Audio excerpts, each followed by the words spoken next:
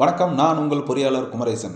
இந்த 2025ல் நம்ம quick estimation சாஃப்ட்வேரை நம்ம லான்ச் பண்ணியிருக்கிறோம்.